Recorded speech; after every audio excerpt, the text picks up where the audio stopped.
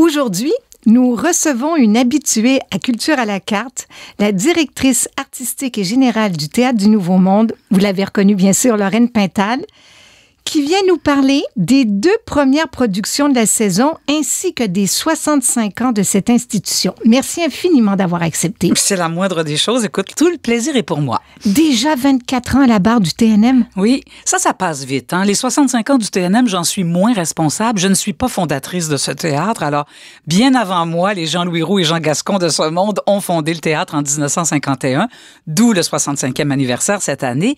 Mais il est vrai qu'au printemps, je vais fêter 25 ans à la barre du TNM avec mon grand ami Louis Moffett. On est arrivés en même temps. Et bien oui, je relève le défi de dépasser pas mon prédécesseur, mais M. Jean-Louis Roux, qui lui a été directeur artistique pendant 16 ans. Oh. Ouais, et je pense que M. Gascon, c'est 12. Olivier, c'est 10. Alors voilà, je suis en train de battre des records. Olivier Reichenbach. Olivier Reichenbach, exactement. Alors, il y a beaucoup de choses qui vont tourner autour de ce 65e anniversaire, à commencer par ce soir, le lancement de Fixer l'instant. Fixer l'instant, c'est un projet qui est né de notre remue-ménage que l'on fait à chaque fois qu'il y a un anniversaire qui se présente. Et c'est évident que 65 ans, c'est pas 75, là, et c'est pas 50 non plus. Donc, on y va de manière spectaculaire, mais quand même avec une certaine retenue.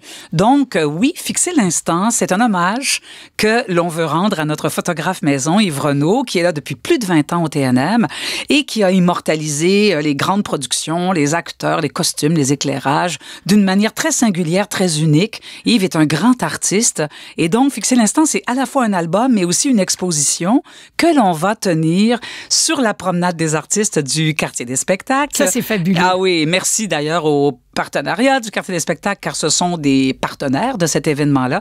Donc, quand les gens vont déambuler sur la place publique, là où il y a les balançoires, normalement, les balançoires musicales, ils vont voir plus de 70 photos qui rendent hommage à notre photographe, mais qui rendent hommage à nos artistes également.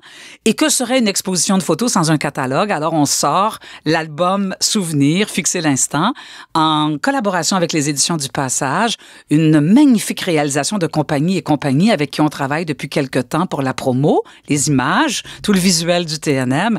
Et sincèrement, j'ai feuilleté le livre que je vais dédicacer d'ailleurs personnellement. On va en vendre à peu près 400, mais ça va me faire très plaisir. Et on a fait une campagne de sociofinancement avec Ulule. Donc, on est rendu à près de 80% de l'objectif. C'est exceptionnel. Et il y a une édition spéciale qui, elle, va être signée par la majorité des artistes qui se retrouvent sur les photos d'Yves Renaud. Et ces signatures vont se faire dès ce soir. Donc, c'est 35 éditions spéciales. Mais quand vous dites, Lorraine Pintal, 400, est-ce à dire que vous n'avez pas demandé d'en faire plus ou c'est parce que vous vous attendez dès ce soir à en signer déjà 400? Je vais en signer 400, je le sens. Et s'il y a une réédition, ça va nous faire très plaisir de... Mais il va continuer à se vendre. Ce que je veux dire, c'est qu'il y a eu la campagne de sociofinancement, mais nous, on va continuer à le vendre, évidemment, sur place, pendant toutes les représentations de Tartuffe.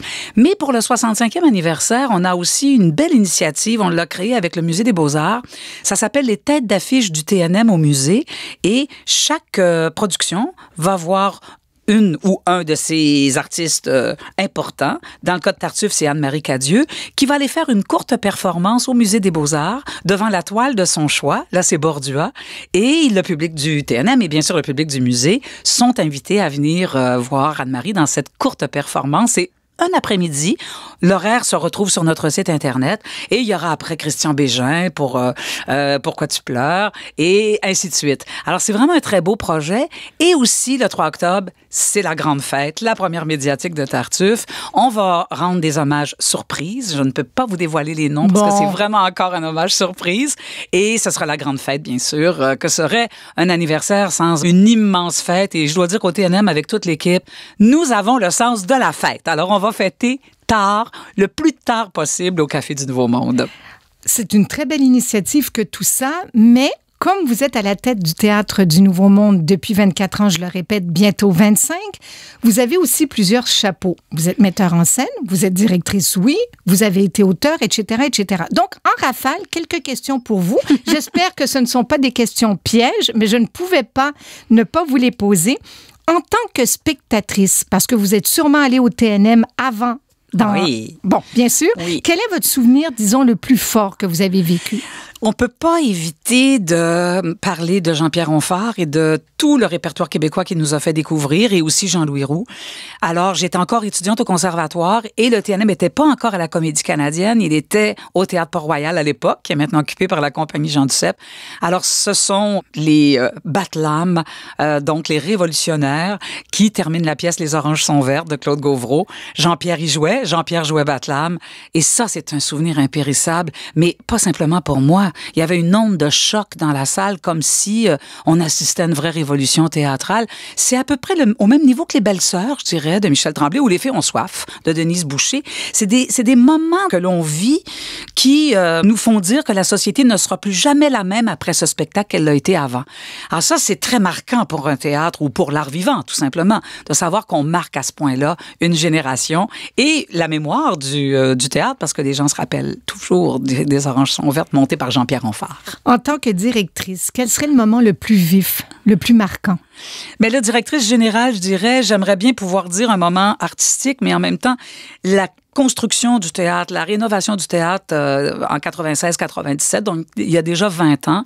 Pour une direction artistique, c'est un rêve de donner premièrement naissance enfin au projet qui avait été pensé par tous mes prédécesseurs, donc après presque 20 ans de négociations, parce qu'on sait qu'on rend un service à la communauté, en même temps on donne un instrument formidable aux artistes, aux créateurs, mais en même temps on laisse une trace impérissable au cœur de la cité, et donc c'est un théâtre. Donc tous les jours je le revois, je peux sentir la sueur qui jaillit des briques de ce théâtre que nous avons mises à le construire avec toute l'équipe. C'est un moment marquant. Construire un lieu comme le TNM, c'est vraiment quelque chose qu'on ne peut pas oublier et c'est un héritage qu'on laisse aux générations futures aussi. Donc ça, c'est une joie pour moi d'avoir été présente au TNM au moment où on a pu revitaliser le lieu.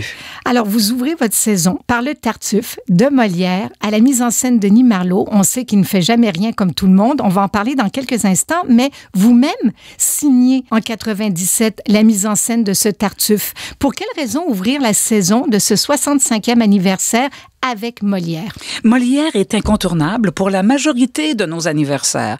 Je dis pas qu'il faille absolument être fidèle à cette tradition, mais si on revient un peu en arrière, on a eu l'Avare pour le 50e, l'École des femmes et le Tartuffe m'apparaissait, après 20 ans presque, m'apparaissait comme un juste retour des choses. Bon, Molière, on le sait, c'est l'auteur fétiche du TNM.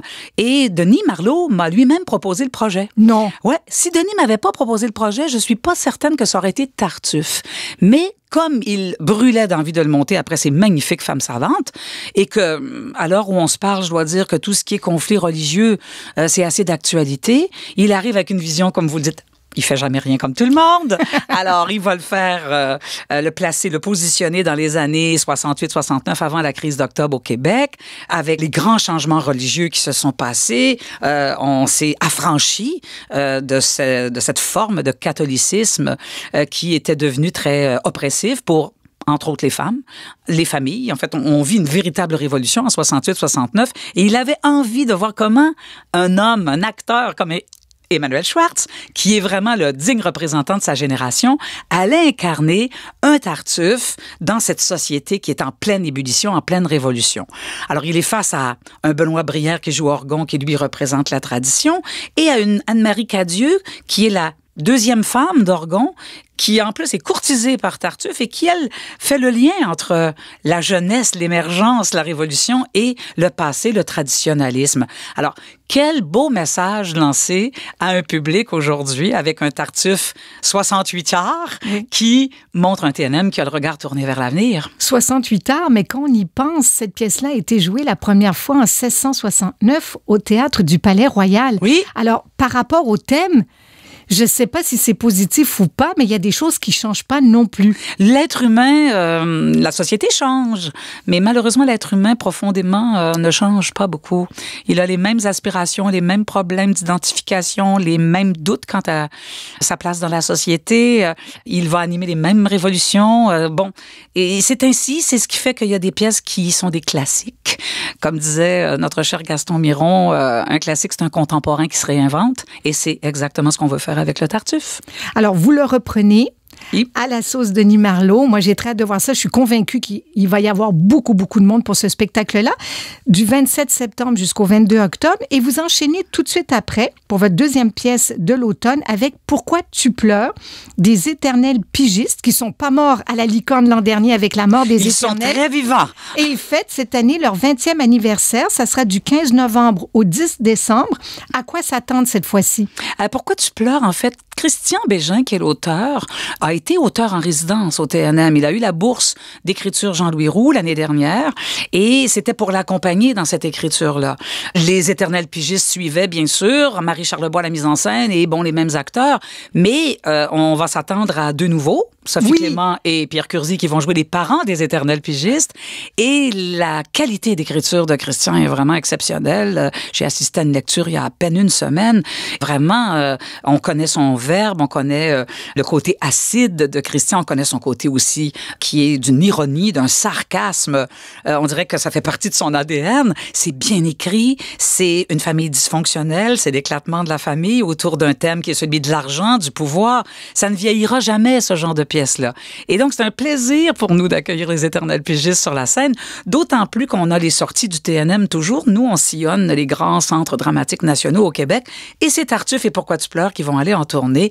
Donc, ça aussi, c'est intéressant de faire découvrir ces dramaturgies-là, entre autres celle de Christian, à l'ensemble du Québec. Alors oui, c'est très décapant comme théâtre. On veut toujours faire de la création ou de la relecture de classiques québécois ou de la création de textes étrangers. Ben là, c'est Christian là, qui se retrouve à la barre de notre création québécoise cette année. Lorraine Pintal, je vous souhaite un bon 65e.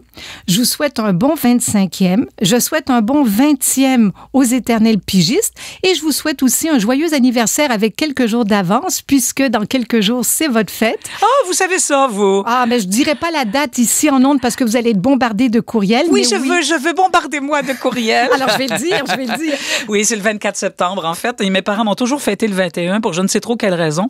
Mais c'est véritablement le 24, ce qui fait que je suis passée de vierge à balance en l'espace d'une année. Mais j'ai probablement les deux. Moi, je suis une vierge dans l'âme et une balance dans toutes mes relations personnelles, extra-personnelles et même artistiques, je dirais. C'est un plaisir que de vous recevoir. De toute façon, l'an prochain, nous allons nous reparler, c'est sûr, et vous serez ici à cette antenne parce que vous allez signer une mise en scène aussi. On s'en reparle. Je retourne à Brest, à mes vieilles amours. Merci beaucoup de votre passage. C'est moi qui vous remercie. Merci Bonne beaucoup. saison. Alors, demain, soyez aussi au rendez-vous pour un autre Culture à la carte, alors que José Boileau revient sur un des livres marquants de l'année littéraire écoulée, la biographie de Saint-Denis Garneau de Michel Biron, publiée en 2015 aux éditions du Boréal. Ici Marianne Poggi, merci d'avoir été au rendez-vous et à la semaine prochaine pour d'autres découvertes théâtrales. Portez-vous bien.